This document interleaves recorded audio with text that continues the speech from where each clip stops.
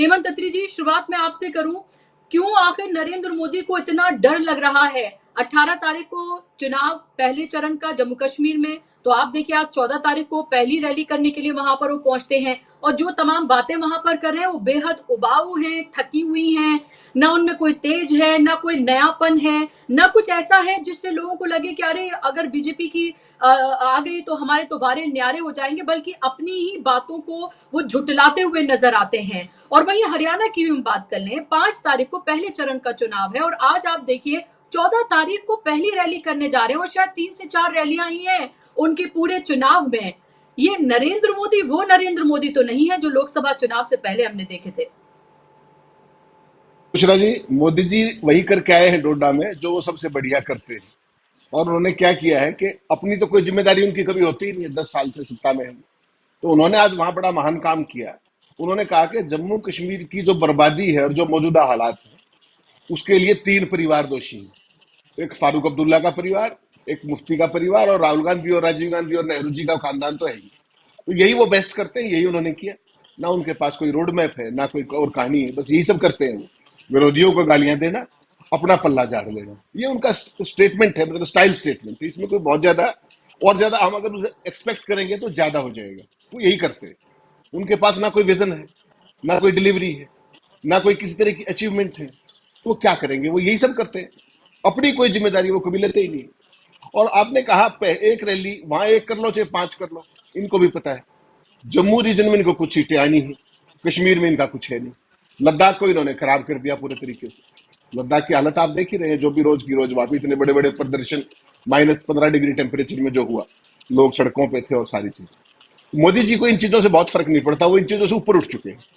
जब आप शर्मनिरपेक्षता की कुछ सीमाओं को लांघ जाते हैं तो उसके बाद ये जो चीजें हैं लोगों की, ये आपको मैटर नहीं करती। देश के इश्यूज क्या है, आपने क्या वायदे किए थे, आपने क्या डिलीवर किया, इन सब चीजों से ऊपर उठ गए हैं मोदी जी। और उनके सारे चेले भी इससे ऊपर उठ चुके हैं, ये मान के चलिए।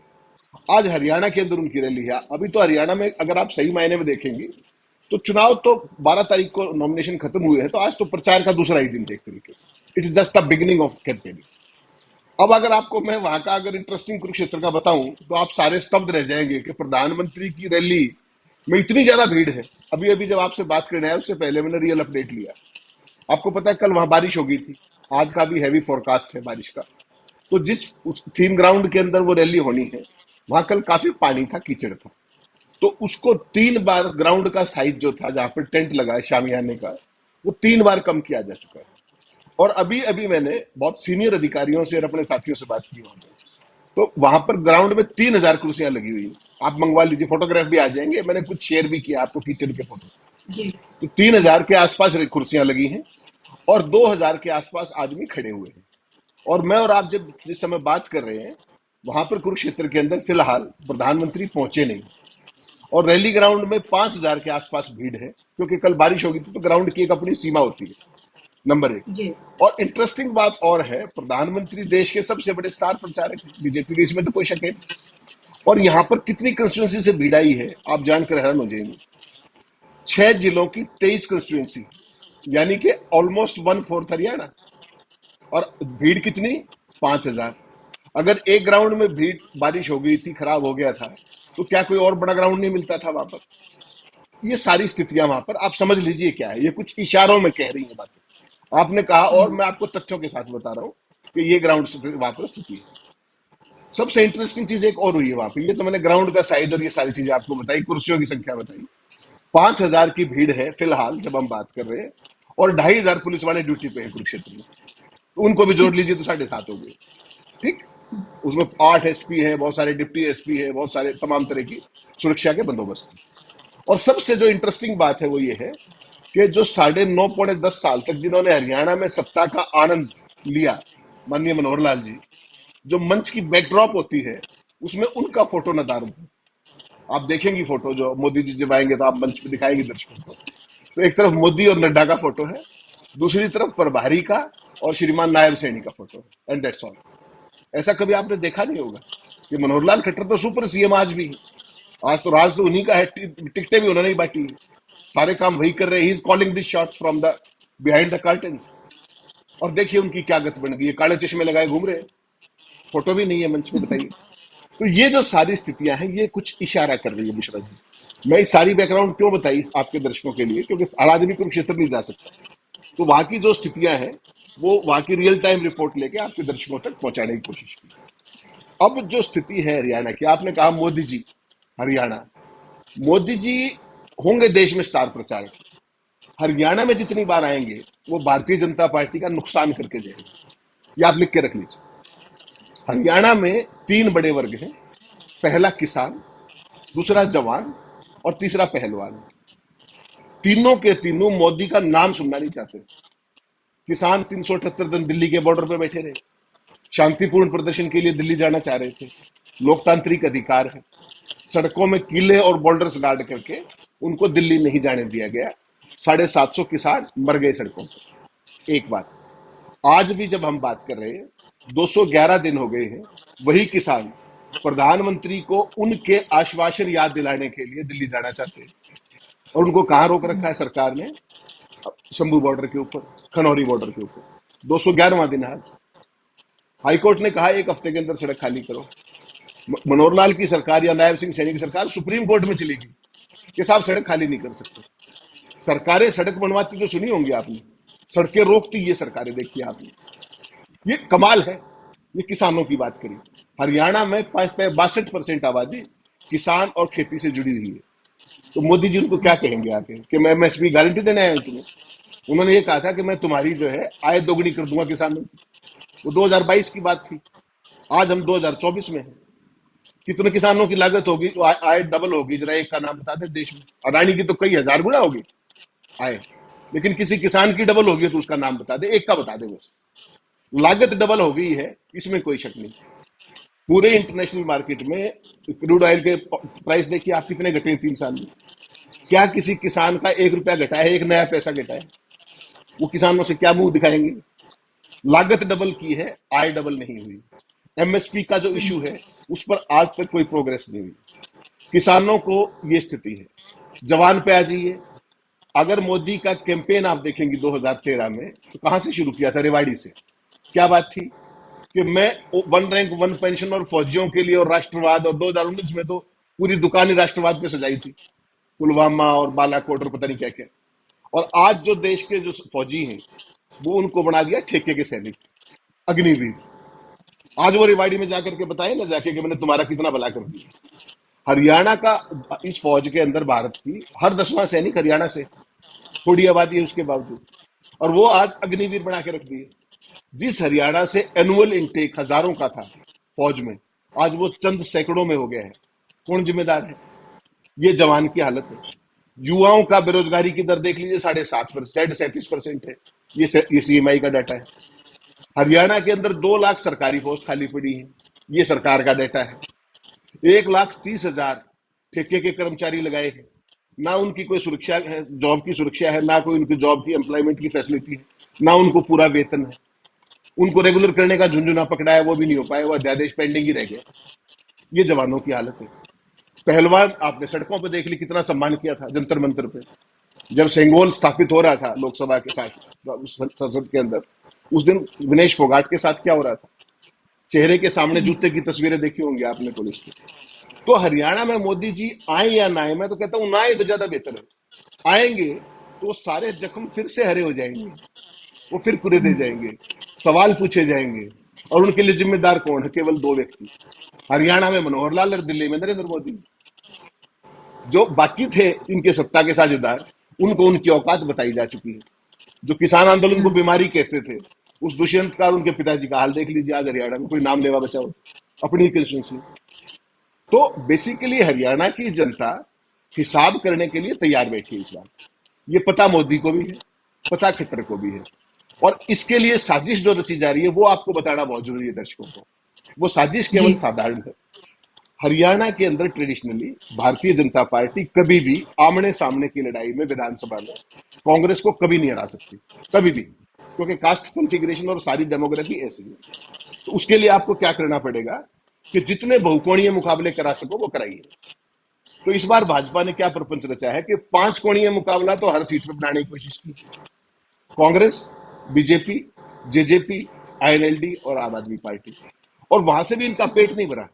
तो वहां इन्होंने अपने बागी खड़े किए और फिर स्पॉन्सर्ड निर्दलीय खड़े किए। बहुत सारी सीटें अपन गिन सकते हैं, टिप्स टिप्स पे सारी की सारी। तो ये सारा गेम क्या है कि उनको पता है कि तुम कहीं नहीं हो इस चुनाव में, तो कंफ्यूजन क्रिएट कर दो, भूखमणीय मुकाबले कर दो।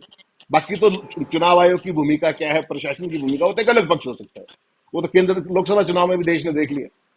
तो ये सारा खेल करके बेसिकली जनता को गुमराह करना है, कंफ्यूज कर दो, फलाना बनाम फलाना कर दो, और किसी भी तरीके से येन केन प्रकरण हरियाणा के अंदर त्रिशंकु विधानसभा का जुगाड़ कर लो। सत्ता की कोशिश नहीं है उनकी, वो त्रिशंकु विधानसभा का जुगाड़ करने की फिराक में है। मोदी जी को ये बहुत अच्छे से पता है, तभी तो आपको पता है मोदी जी ने गुड़गांव में क्या कहा था 12 मार्च को इसी साल, कि मैं और मनोहर लाल तो एक दरी पे सोते थे और एक बाइक पे बुलेट पे चलते थे। इतनी प्रशंसा करके गए गुड़गांव में जब केएमपी का उद्घाटन किया, उसका द्वारका एक्सप्रेस का किया, और 5 घंटे बाद मनोहर लाल की वो दरी भी छीन ली और बाइक भी छीन ली। बताइए, नायब सिंह सैनी बना दिए गए। तो मोदी जी को तब से पता है, और यही कारण है जब वो कराया गया पार्लियामेंट चुनाव से पहले, बीजेपी आपको पता है तमाम फीडबैक लेती है, सर्वे कराती है। उसमें क्या सामने जी आया कि अगर मनोहर लाल के नेतृत्व में चुनाव में चले गए तो लोकसभा में नाम लेवा नहीं बचेगा हरियाणा में। तुरंत रातों रात बदला गया, सेम डे बदला गया उनको, 12 मार्च की रात को। और उसके बाद भी 10 में से 5 सीट रहेगी मोदी जी। तो हिंदुस्तान में जो मोदी जी बहुमत से अल्पमत में आए, उसमें उनके प्रिय मित्र का भी तो योगदान है ना, बाल सखा का, श्रीमान खट्टर का। तो वो सारी चीजें आज भी यथावत है। तो मनोहर लाल जी काले चश्मे लगाए घूम रहे हैं वहां पर। तो अब मोदी भी कुछ कर ले, मनोहर लाल भी कुछ कर ले। मनोहर लाल और मोदी, मुझे व्यक्तिगत तौर पे लगता है, जितना हरियाणा में घूमेंगे उतना भाजपा का नुकसान होगा, खास तौर पर रूरल वोट बैंक के ओके अंदर। ये निश्चित बात है। नहीं, देखिए मोदी जी तो इस काम के लिए विश्व विख्यात है, इसमें तो कोई ऐसी बात है ही नहीं। उन्होंने 2 बातें कही, इन 2 से ही आप 2 घंटे का शो कर लीजिए वैसे। उन्होंने क्या कहा कि मैंने हरियाणा में बड़ा भारी काम किया है, हरियाणा में भाजपा के संगठन का काम किया है। तो पूरी भाजपा का ही काम करके गए थे वो, अगर आपको ध्यान हो तो। हरियाणा संगठन का नहीं, भाजपा का ही काम कर गए थे वो। आपको ध्यान होगा चौधरी बंसीलाल जब वो थे मुख्यमंत्री थे 96 से 97, तो यही तो थे ये और मनोहर लाल खट्टर। मनोहर लाल खट्टर दाढ़ी बढ़ाए बढ़ाए घूमते थे कि मैं जब तक इसकी सरकार नहीं गिरा दूंगा दाढ़ी नहीं कटवाऊंगा।